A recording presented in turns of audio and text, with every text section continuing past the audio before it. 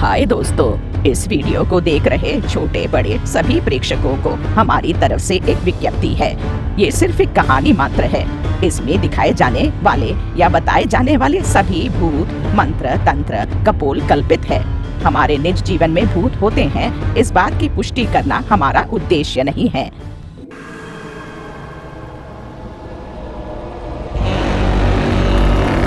का गो गोरक गाब्रका ब्रा बो बोरक बीकर कराका जा जो जोरक जागरक कराका माँ मृग मृत्यु मरण कारका। पाताल बोलो बोलो, पाताल बोलो। मेरा कट्टर शत्रु वो मंत्र वाली काकी ने अपने बेटे लोकी के साथ मेरी पोती भूमि का विवाह कर दिया क्या? इन लोगों ने मेरी पोती पर कोई जादू कर दिया है। उनके जादू में पड़कर सगी नानी को भी भूल गई भूमि। मेरी पोती को वापस मेरे पास आना होगा। इसके लिए मुझे क्या करना है? बोलो पाताल। भूमि का मन बदलकर तुम्हारे पास लाने की शक्ति मेरे पास नहीं है, क्योंकि वह सामान्य मनुष्य नहीं है। उसे पाताल मुकुट प्राप्त है। तो मंत्र वाली काकी से बदला लो। इतना कहकर पाताल अंतर ध्यान हो गया, लेकिन क्रुधिमा अपना जिद नहीं छोड़ती है। उसकी पोती भूमि मासूम और छोटी बच्ची है, इसलिए जादुई बातों में उसे फंसाकर अपने बेटे लोकी से उसकी शादी कराने वाली मंत्र वाली काकी पर गुस्सा और बढ़ गया और उससे बदला लेना चाहती है। किसी भी तरह मंत्र वाली काकी के परिवार का विनाश करके अपनी पोती को वापस अपने पास लाने के लिए पाताल पहाड़ी पर जाती है। लोकी और भूमि की नई नई शादी हुई थी, इसलिए वे दोनों मिलकर विहार यात्रा पर आसमान में खुशी खुशी पर्वत पहाड़ी पर घूम रहे थे।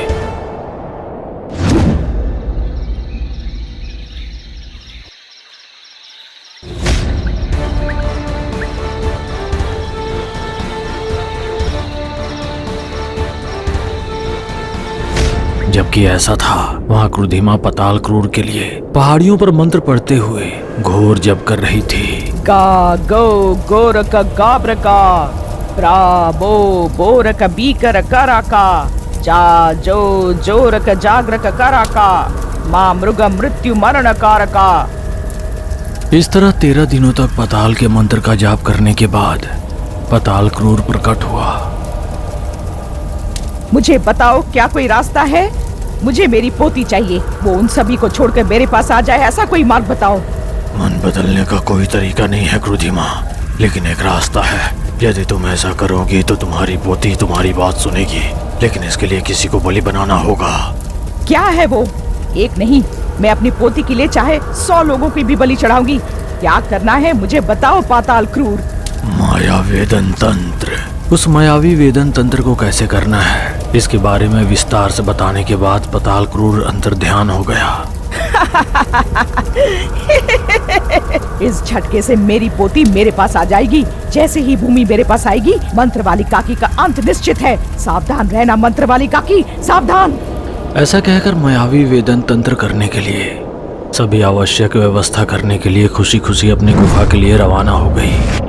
वहां महुआ में लोकी और भूमि विहार यात्रा से वापस लौटे। भूमि मंत्र वाली काकी से विहार यात्रा में देखे गए इन नई जगहों और खूबसूरत पहाड़ियों के बारे में बताते हुए रोमांचित हो गई। मुझे तुम्हारी खुशी देखकर बहुत अच्छा लग रहा है भूमि, लेकिन एक बार अपनी नानी क्रुधिमा से भी मिलाओ ना। मेरी माँ की आत्मा से मुझे जिन विषयों की जानकारी मिली, उनके बारे में अपनी नानी को बताने की बहुत कोशिश की सासू जी, लेकिन वो इन सब पर विश्वास करने की स्थिति में नहीं है। उनका दृढ़ विश्वास है कि आप लोग मुझे मायावी बातों में फंसाकर मुझे धोखा दे रहे हैं। हालांकि मैंने उसे वो सब कुछ बताया जो मैंने देखा और सुना, फिर भी वो विश्वास नहीं करती। नानी कहती है कि फिर से माँ की आत्मा को बुलाकर उनके सामने बताने पर ही विश्वास करेगी। लेकिन आप जानती है ना सासू जी, माँ की आत्मा को अगमय दुनिया से लाने के लिए अत्यंत अनमोल पाताल ग्रंथ के अग्नि में आहुति देकर ही हम माँ की आत्मा को देख सके। अब मैं कुछ भी करके माँ की आत्मा को अगमय दुनिया से वापस लाकर नानी को साबित नहीं कर सकती। नानी का हृदय परिवर्तन करना मुझसे ही नहीं, किसी की बस की बात नहीं है। उनका दृढ़ विश्वास है कि उनकी बेटी की मौत का कारण आप है। मेरी नानी का लक्ष्य आपसे बदला लेना है सासू जी। मुझसे बदला लेना तो ठीक है, लेकिन अनावश्यक क्रुधिमा का एकमात्र खून का रिश्ता तुम्हारा उससे दूर रहना मुझे दुख पहुंचा रहा है। खैर, समय ही हम सबको मिलाए, यही प्रार्थना करूंगी। वहां क्रुधिमा गुफा में बैठकर माया वेदन तंत्र, जो कि कपाल क्रिया का पहला चरण है, कर रही है। गा गो गोरक गाब्रका ब्रा बो बोरक बीकर कराका जा जो जोरक जागरक कराका मां मृगम मृत्यु मरण कारका। क्रुधिमा ने अपना हाथ काटा और उसका रक्त खोपड़ी पर गिराकर अभिषेक किया। मेरे खून से सनी ये खोपड़ी मेरी पोती का मन मेरे प्रति बदल देगी। पाताल मायावी दर्पण, मुझे दिखाओ कि मेरी पोती भूमि, जिसका जन्म रविवार की रात 12:30 पर अक्श्लेषा नक्षत्र में जन्म लेने वाली 16 वर्षीय कुमारी लड़की कहाँ है? दिखाओ, दिखाओ।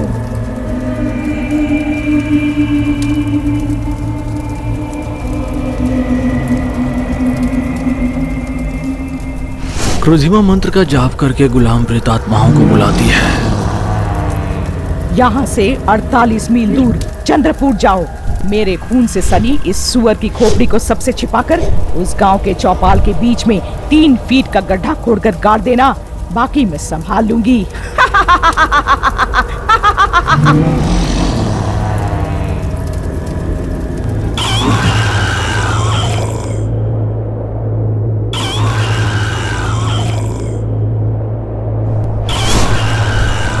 गुलाम प्रेतात्माओं के चंद्रपुर गांव के बीच में खोपड़ी को दफनाते ही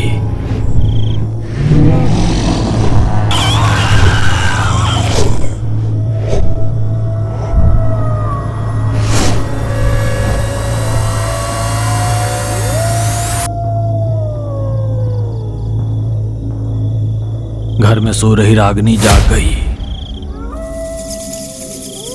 उसके चारों ओर सब कुछ डरावना हो गया।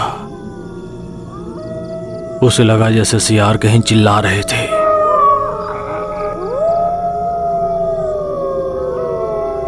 उसे घर में पायल की झनझन की आवाज सुनाई दे रही थी। उसे कुछ समझ नहीं आ रहा था, इसलिए वह डर के मारे रो रही थी। उसके पिता मधुसूदन राव उसके रोने की आवाज सुनकर दौड़ते हुए आए। उस गांव के ग्राम प्रधान मधुसूदन राव को देखते हुए ही अचानक रागिनी पागलों की तरह जोर जोर से हंसने लगी। उसके सारे बाल हवा में लहरा रहे थे। जब से उनकी बेटी की हालत ऐसी हो गई है, ऐसा कोई प्रयास नहीं था जिसे मधुसूदन राव ने नहीं किया हो। उन्होंने कई बड़े बड़े वैद्यों को बुलवाकर दिखाया, लेकिन कोई फायदा नहीं हुआ। 4 दिन से पानी को भी नहीं छुआ था। रागिनी भोजन और नींद के बिना सूख कर कांटा हो गई। अगर हालत ऐसी ही रही तो रागिनी 2 या 3 दिन में मर जाएगी साहब। कई ओझा तांत्रिकों को दिखाया पर कोई फायदा नहीं हुआ। मेरी बेटी उस वक्त तक ठीक थी। मुझे नहीं पता कि अचानक ऐसा क्यों हो गई। जहाँ तक मुझे पता है उसका स्वास्थ्य ठीक है, लेकिन कोई मानसिक विकार उसे परेशान कर रहा है। मेरी चिकित्सा की पकड़ में वो नहीं आ रहा है। बातें कर ही रहे थे तभी नौकर दौड़ता हुआ आया। साहब, कोई बड़ी तांत्रिका है। ये जानकर कि हमारी रागिनी बिटिया की तबीयत ठीक नहीं है, वो उसे ठीक करने के लिए खुद ही आई है। क्या उन्हें अंदर भेज दूं? तांत्रिका अपने आप ही आ गई। ऐसा सोच रहा था। मत सोचिए, कौन जानता है कि किस बिल में कौन सा सांप है। कोशिश करने में कोई बुराई नहीं है, आने के लिए कहिए। ऐसा कहते ही क्रुधिमा को नौकर अंदर ले आया। क्रुधिमा अंदर आते ही अपने थैली से राख निकालकर बेहोश रागिनी पर छिड़क दी। तुरंत रागिनी ने अपनी आंखें खोली। जल्दी पानी लाओ। बेटी रागिनी, मैं आ गई हूँ। तुम्हें अब कोई डर नहीं है। तुमने 3 दिन से पानी की एक बूंद भी नहीं पी है। मैं कह रही हूँ, इस घड़े का पूरा पानी पी लो। जैसा क्रुधिमा ने कहा, रागिनी ने बिना एक शब्द कहे, बिना रुके घड़े का पूरा पानी पी लिया। मधुसूदन राव और वैद्य जो ये सब देख रहे थे, अवाक रह गए। क्या हो रहा है? आप कौन है? आपको कैसे पता चला कि मेरी बेटी खतरे में है? मेरी बेटी आपकी कहीं हर बात मान रही है। असल में क्या हुआ मेरी बेटी के साथ? आपके किसी शत्रु ने उस पर जादू टोना का प्रयोग किया है। फिलहाल उसकी जान का कोई खतरा नहीं है, लेकिन अगर जादू टोना को पूरी तरह खत्म नहीं किया गया तो वो अगले 6 दिनों में मर जाएगी। इसे मैं तो क्या, कोई नहीं रोक सकता। जादू टोना, मेरी बेटी अगले 6 दिनों में मरने वाली है। अब कैसे, मैं क्या करूं? यदि आप भी इसे नहीं रोक सकते तो मैं किसके पास जाऊं? मैं रक्षा करूंगी, लेकिन मैं जो कहूँ उसका ठीक पालन करना होगा। क्यों, क्या जैसे प्रश्न पूछेंगे तो मैंने पहले ही कहा था कि आपकी बेटी को कोई बचा नहीं सकता। ठीक है, आप जो कहोगी मैं वही करूंगा क्रोधी माँ। बस मेरी बेटी को बचा लो। अगर आप मेरी जान भी मांग लेंगे तो बिना सोचे समझे बलि बन जाऊंगा। मेरी बेटी को बचा लो, मेरी बेटी मेरी जान है। ऐसा उन सबको विश्वास दिलाकर उन्हीं के घर में अपनी आवश्यक सारी व्यवस्थाएं करके माया वेदन तंत्र का दूसरा चरण जम्बा क्रिया की तैयारी करती है। रागिनी को अपने द्वारा बनाई गई जम्बा रंगोली में लिटाकर वो बगल में बैठकर सारी रात मंत्र पढ़ती रही। गा गो गोरक गाब्रका, ब्रा बो बोरक बीकर कराका, जा जो जोरक जागरक कराका, मां मृग मृत्यु मरण कारका। मुझे लगता है कि मालिक इस तांत्रिका पर अनावश्यक रूप से भरोसा करके उसकी सारी बातें मान रहे हैं। इन्हें देखकर ऐसा नहीं लगता कि ये रागिनी बिटिया को बचाएगी। इस पर नजर रखनी चाहिए। मधुसूदन राव को पूरा विश्वास था कि क्रुधिमा उसकी बेटी की जान बचाने आई है। क्रुधिमा जो कर रही थी वो उसे शुद्र पूजा लगने पर भी बिना कुछ बोले चुपचाप देखता रहा। लेकिन उनके घर का नौकर रंगा भी यह सब छिप कर देख रहा था। रंगा बचपन से ही वो गांव के मुखिया के यहाँ माली का काम करता रहा है।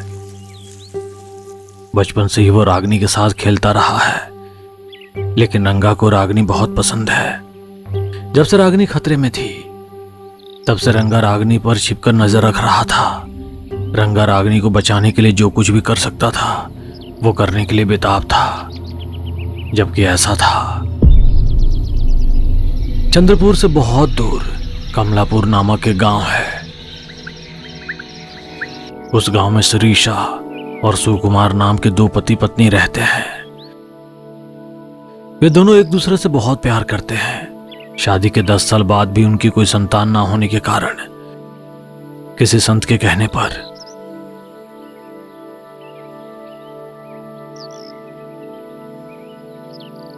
वे हर शाम अपने गांव के सरहदी तालाब से घड़े से पानी लाकर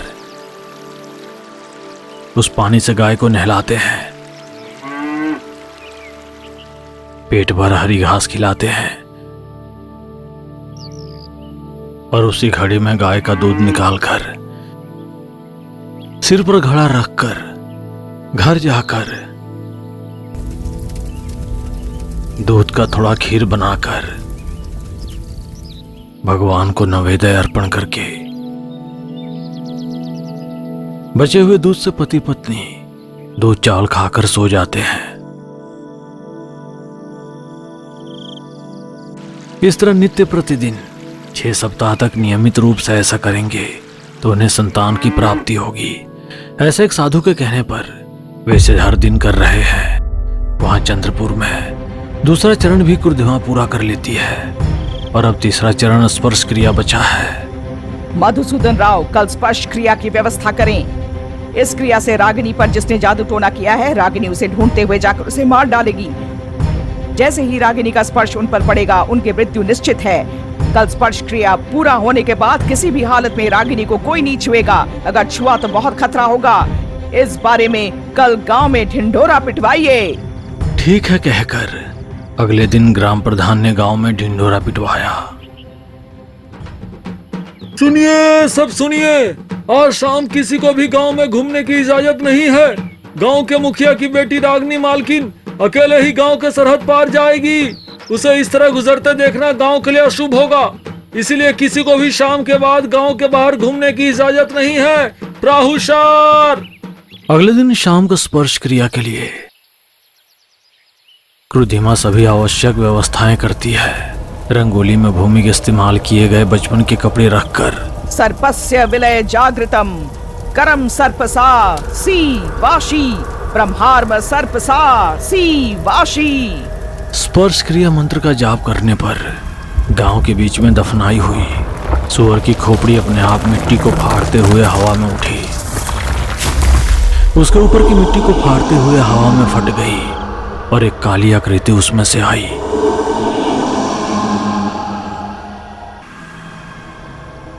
और रागिनी के सिर में घुस गई। रागिनी ने आंखें खोली।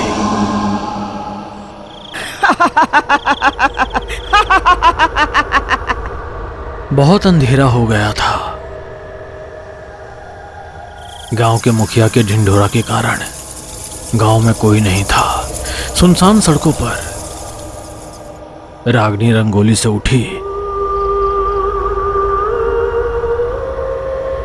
और गांव में अकेली चल रही थी। वो उन लोगों को मारकर आएगी जिन्होंने उस पर जादू टोना किया है।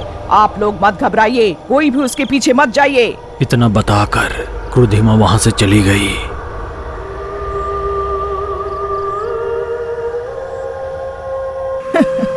माया वेदन तंत्र में आखिरी पड़ाव स्पर्श क्रिया को पूरा होने पर अब रागिनी जाकर मेरी पोती भूमि को छुएगी।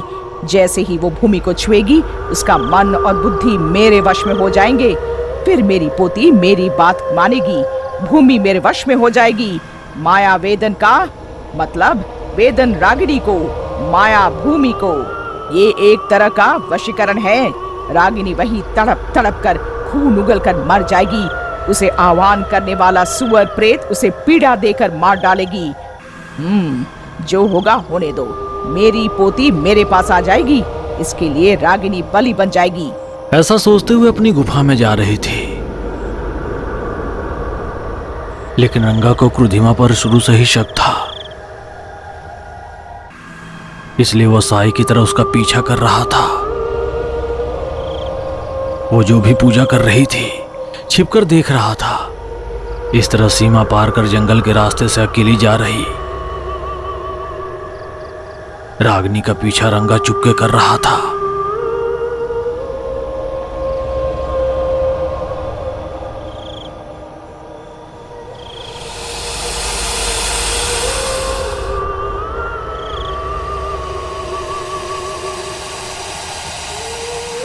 रागिनी सांप पर पैर रख देगी, इसी घबराहट में रंगा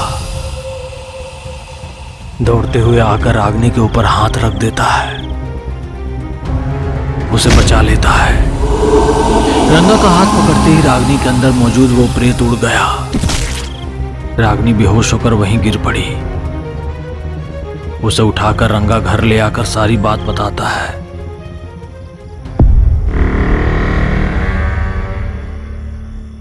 वहां अपनी गुफा में क्रुधिमा बड़ी आशा से अपनी पोती के लौटने का इंतजार कर रही थी।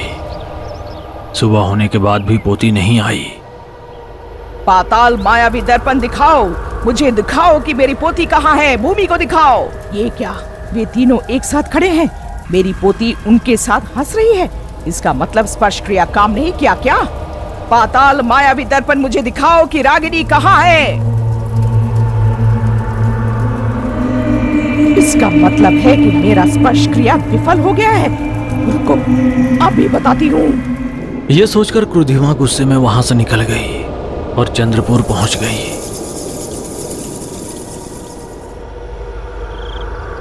ग्राम प्रधान मधुसूदन राव ने पिछले दिन रात को जो कुछ हुआ था उसे विस्तार से बताया। रंगा भी वहीं था। मालकिन आंखें बंद करके चली जा रही थी। रास्ते में एक बड़ा सांप था, कहीं सांप उन्हें काट ना ले, इसलिए मैंने मालकिन का हाथ पकड़ा और खींच लिया। इससे अचानक बेहोश होकर गिर पड़ी। तब से उसने फिर से अपनी आंखें नहीं खोली। ये क्या कर दिया? स्पर्श क्रिया को नष्ट कर दिया। रागिनी का स्पर्श केवल उस पर होना चाहिए जिसने उस पर जादू टोना किया है। तुमने उस स्पर्श क्रिया को खराब कर दिया। तो अम्मा, क्या अब दोबारा वो स्पर्श क्रिया नहीं हो सकती? इसकी वजह से संपूर्ण स्पर्श क्रिया खराब हो गई क्या? मेरी बेटी को कुछ होगा तो नहीं? माया वेदन तंत्र का प्रयोग किसी पर केवल एक बार किया जा सकता है। अंतिम पड़ाव स्पर्श क्रिया है, इसे उसने खराब कर दिया। अब क्या करे माँ? क्या मेरी बेटी को बचाने का कोई रास्ता नहीं है? एक और तरीका है। हमें कपाल तंत्र करना होगा। उसके लिए आवश्यक सामग्री मेरे घर से लाना होगा। इसके लिए मेरी मदद के लिए अपने नौकर रंगा को मेरे साथ भेजो। इतना कहकर वो रंगा को लेकर चली गई। बीच रास्ते में एक सुनसान कब्रिस्तान के नजदीक आने के बाद, रंगा, तुम जाकर अपनी आंखें बंद करके उस पेड़ के नीचे खड़े हो जाओ। जब तक मैं ना कहूं तब तक अपनी आंखें मत खोलना। क्रुधिमा के कहे अनुसार रंगा आंखें बंद करके पेड़ के नीचे खड़ा हो गया। गा गो गोरक गाब्रका ब्रा बो बोरक बीकर कराका जा जो जोरक जागरक कराका मां मृगम मृत्यु मरण कारका। जब क्रुधिमा ने अपनी जादुई छड़ी उठाई और मंत्र पढ़ा तो रंगा कब्रिस्तान में उस पेड़ पर बंदी बन गया। तुम्हारे कारण इतने दिनों से मैंने जो माया वेदन तंत्र किया वो विफल हो गया है। अब तक मेरी पोती को मेरे पास आ जाना चाहिए था। तुम्हारी वजह से ये नहीं हुआ। अगर मैं तुम्हें नरक यातनाएं देकर मार न दूं तो मेरा नाम क्रुधिमा नहीं है। अब फिर से मुझे माया वेदन तंत्र करने के लिए फिर से मेरी पोती के नक्षत्र में जन्मी कन्या को ढूंढकर फिर से शुरू करना होगा। छी, तुम्हें नरक यातनाएं देकर मार डालूंगी, देखना। उस पेड़ के चारों ओर अपनी जादू की छड़ी से पताल रक्षा को खींचा। चारों तरफ 4 खोपड़ियां रखकर मंत्र का जाप किया। गा गो गोरक गाब्रका ब्रा बो बोरक बीरक कारका जा जो जोरक जागरक कराका मां मृगम मृत्यु मरण कारका। मंत्र पढ़ते ही खोपड़ी से आग की लपटें उठने लगती है। लपटों की गर्मी से रंगा का बदन जल रहा था। तुम्हें कोई नहीं बचा सकता। इस पाताल रक्षा से आने वाली आग की लपटें तुम्हें 3 दिनों तक जला जला कर धीरे धीरे मारेगा। नरक यातनाएं से मरो। ऐसा कहकर गुस्से में वहां से चली गई। बेचारा रंगा आग की गर्मी सहन ना कर सकने के कारण चिल्ला रहा था, लेकिन उस वीरान कब्रिस्तान में कोई नहीं था। इस बीच थोड़ी दूरी पर कब्रिस्तान में बिल्ली भूत के साथ गप्पे लड़ाते हुए तांबे के सिक्के खा रहे नाटा भूत ने चीखें सुनी। कोई जोर से चिल्ला नहीं रहा। हाँ रे नाटा, वे चीखें उस तरफ से आ रही है। फिर देरी क्यों, चलो चल कर देखते हैं। ऐसा कहकर दोनों उड़कर जाकर देखते हैं। रंगा आग की गर्मी सहन ना कर सकने के कारण चिल्ला रहा था। बिल्ली भूत और नाटा भूत दोनों ने उसे बचाने की कोशिश की, लेकिन वे पेड़ के चारों ओर पताल सुरक्षा घेरे में नहीं जा सके और दूर जा गिरे।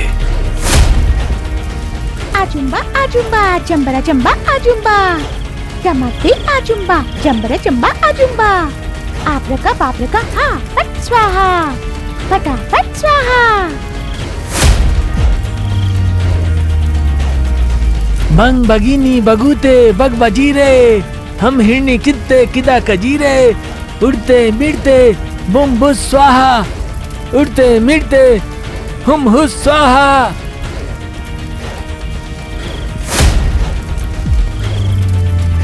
ये काम हमसे नहीं होगा, जल्दी से तुम जाकर मंत्र वाली काकी को ले आओ। बिल्ली भूत उड़ते हुए जाकर मंत्र वाली काकी को सब कुछ बताकर बचाने के लिए कहती है। गगन हवायु वेकम आ रही विहंग वेग तेजम आ रही। जैसे ही टटर का मंत्र उच्चारण किया, मंत्र वाली काकी के पैरों में चप्पल को पंख लग गए। तुरंत बिल्ली भूत के पीछे उड़कर जा रही थी। उस कब्रिस्तान में पहुंचते ही अपनी मंत्र की छड़ी से पताल रक्षा को चकनाचूर कर देती है। उन्होंने रंगा को बचाया और उसे उसके गांव ले गए। रंगा जो कुछ भी हुआ मंत्र वाली काकी के उपस्थिति में ही ग्राम प्रधान मधुसूदन राव को बताता है। तो क्या वो तांत्रिका क्रुधिमा मेरी बेटी रागिनी को बचाने नहीं आई थी? ओह, ये सब क्रुधिमा का काम था। अब मुझे पूरी बात समझ आई। ऐसा कहकर रागिनी का परीक्षण करके रागिनी के सिर पर अपना हाथ रखती है। मंत्र वाली काकी को सब कुछ समझ आ गया। माया वेदन तंत्र ये एक प्रकार का वशीकरण तंत्र है। इस वशीकरण तंत्र को क्रुधिमा ने तुम्हारी बेटी पर क्यों प्रयोग किया, उसके बारे में बाद में देखेंगे। पहले तुम्हारी बेटी को बचाना होगा। ऐसा करने के लिए मुझे पहले पाषाण सर्प का विष चाहिए। ऐसा कहकर लोकी को बुलाती है। लोकी, श्रृंगगिरी नामक पहाड़ी इस गांव के समुद्र के उत्तर की ओर एक द्वीप पर है। उस श्रृंगगिरी पहाड़ी पर सर्प मंडप है। उसमें 2 भयानक पाषाण सर्प होंगे। उन्हें बिना मारे उनसे जाकर जहर निकाल कर लाना होगा। ठीक है माँ। नाटा भूत को अपने साथ ले जाओ। लोकी, सावधान रहना, वे सर्प बहुत खतरनाक है, उनका जहर और भी खतरनाक। सावधान। तुम्हें इतना कहने की जरूरत नहीं काकी, हम यूं गए यूं आए। जो भूतों के छक्के छुड़ा दे इसके लिए भला सांप क्या चीज है। ऐसा कहकर दोनों काकी के बताए रास्ते पर उड़ते हुए उस द्वीप पर पहुंच गए। मंडप में कदम रखते ही शिलारूप में मौजूद सर्पों ने इन पर हमला किया।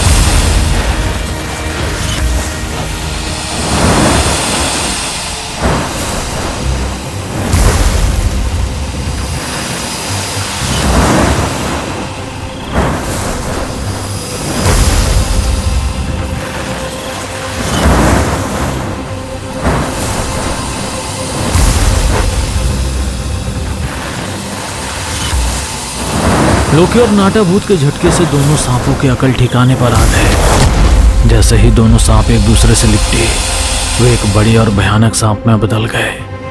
उसके मुंह से बूंद बूंद जहर टपक रहा था। उस विष को लोकी ने कलश में भर लिया। उसने उसे अपनी कमर पर बांध कर चल दिया। इस तरह उड़ते हुए कमलापुर के ऊपर से उड़ रहा था। तब तक काफी अंधेरा हो चुका था।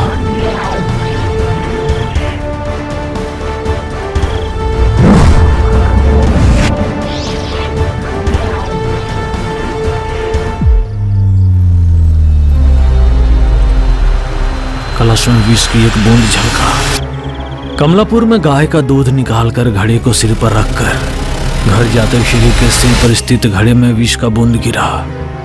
श्री जो कि इस बारे में कुछ भी नहीं जानती थी, घर जाकर उस दूध से खीर बनाकर भगवान को भोग लगाती है।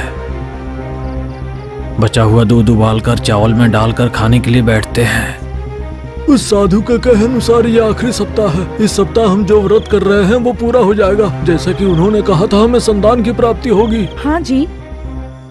उन्होंने बहुत खुशी से खाना खाया और सो गए।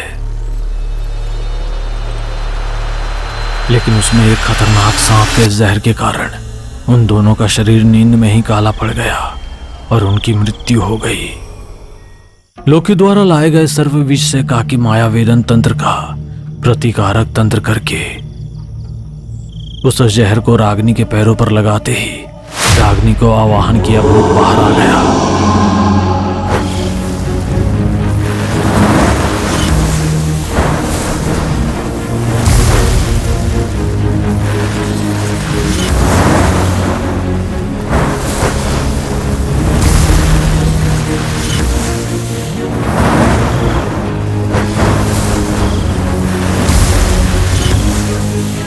मंत्र वाली काकी के प्रहार से वो भूत भस्म हो गई। रागिनी को जीवित देखकर मधुसूदन राव बहुत खुश हुए। रागिनी को आंखें खोलते देखकर रंगा भी बहुत खुश हुआ। मंत्र वाली काकी महुआ चली गई। लेकिन वहां श्री और सुकुमार जो कमलापुर में मर गए थे दोनों प्रेतात्माओं में बदल गए। मैंने सोचा था कि कुछ ही दिनों में हमारा व्रत खत्म हो जाएगा और हमारे बच्चे हो जाएंगे। इसी बीच ऐसा हो गया। हमें उन लोगों को मारना चाहिए जो हमारी मौत का कारण है। हाँ, हमें उन लोगों को मार देना चाहिए जो हमारी मौत का कारण बने हैं। ऐसा सोचकर वे दोनों प्रेतात्माएं उड़ते हुए लोकी की तलाश में आ गए। वे लोकी के चारों ओर चक्कर लगा रहे थे। वे लोकी को आवाहन करने की बहुत कोशिश कर रहे थे, लेकिन वे लोकी को बेताल मुकुट के कारण नहीं छू पा रहे हैं। इसलिए लोकी के घर के बाहर एक पेड़ से उल्टा लटकते हुए सही समय का इंतजार कर रहे हैं। एक दिन सुबह सुबह लोकी स्नान करने के लिए बेताल मुकुट कुएं के पास रख दिया। बेताल मुकुट के निकालने के दूसरे ही क्षण वे दोनों प्रेत आत्माएं लोकी के अंदर घुस गई। लोकी जोर से चिल्लाते हुए वहीं गिर पड़ा। उस चीख को सुनकर भागते हुए मंत्र वाली काकी और भूमि घर से बाहर आते हैं। मंत्र वाली काकी बेताल का मुकुट निकालकर लोकी के सिर पर रखने की कोशिश करती है, लेकिन मुकुट लोकी के सिर पर टिक नहीं रहा था। तब मंत्र वाली काकी को समझ आया कि ये प्रेत आत्माओं का काम है। लोकी को घर में ले आकर बेताल रंगोली में लिटा देती है। गाबरा जमांजू।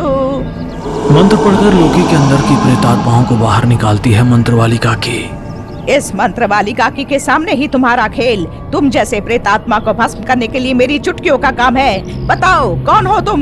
मेरे बेटे को क्यों आह्वान किया? उसने कौन सा पाप किया है? मेरी और मेरी पत्नी की मौत का कारण बना। मैं हमेशा की तरह गाय की पूजा करके सिर पर दूध का घड़ा रखकर आ रही थी। उस दूध में आपके बेटे के कारण विष मिल गया। उस विष को खाकर मैं और मेरी पति मर गए। कुछ ही दिनों में हमारा व्रत पूरा होने वाला था। हमें संतान की प्राप्ति होगी, इसी आशा से जी रहे थे। हमारी मृत्यु का कारण तुम्हारा पुत्र बना, इसलिए उसे मारने के लिए आह्वान किया। मेरा बेटा आपकी मौत का कारण हो सकता है, लेकिन ये जानबूझकर नहीं किया गया था, अनजाने में हो गया। उसे जानबूझकर नहीं किया। कृपया उसे छोड़ दीजिए। आपकी आत्माओं को शांति मिले, इसके लिए क्या करना है बताइए। हम जानते हैं कि आप हमें अपनी शक्ति से भस्म कर सकते हैं, फिर भी आप हमारे बारे में सोच रहे हैं। आप चाहते हैं कि हमारी आत्मा को शांति मिले। हमें आपकी अच्छाई पसंद है। हाँ, सच में हमें आपकी दयालुता बहुत पसंद है, लेकिन गलती चाहे अनजाने में हो या जानबूझकर हो, गलती होती है। इसलिए हमारा अभिशाप है कि आपका बेटा लोकी अपनी प्रिय पत्नी से 21 साल तक बिछड़ जाएगा। ये कैसा अभिशाप है? बीच में मेरी पत्नी का क्या दोष? अगर कोई श्राप देना है तो मुझे दीजिए, मेरी पत्नी को बीच में मत लाओ। दया करके छोड़ दीजिए। लोकी, तुम परोक्ष रूप में हम दोनों की मृत्यु का कारण बने, इसलिए हमारा श्राप तुम्हारी पत्नी पर भी लागू होता है, जो तुम्हारी अर्धांगिनी है। एक दूसरे से 21 साल बिछड़ कर रहना होगा, यही हमारा अभिशाप है। 21 वर्षों तक एक दूसरे की विरह वेदना में जीवन बिताओ। इतना कहकर दोनों प्रेत आत्माएं आत्मा बन गए और हवा में विलीन हो गए। ये क्या माँ ऐसा हुआ? अच्छाई के बदले बुराई? क्या मैंने जो किया वो सचमुच गलत था? क्या इसके लिए मुझे यह श्राप भुगतना पड़ेगा? जानबूझकर की हो या अनजाने में, गलती तो गलती होती है लोकी। जो कुछ भी हुआ वो हमारी भलाई के लिए है लोकी। एक तरफ मेरी नानी क्रुधिमा हमें अलग करने की और आपको मारने की कोशिश कर रही है, तो बीच में ये श्राप कैसा सासू जी? लोकी कोई सामान्य नहीं, बेताल मुकुट प्राप्त व्यक्ति है। ये श्राप उसे कुछ नहीं कर सकती, लेकिन हमें सावधान रहना होगा, ठीक है? लोकी को श्राप?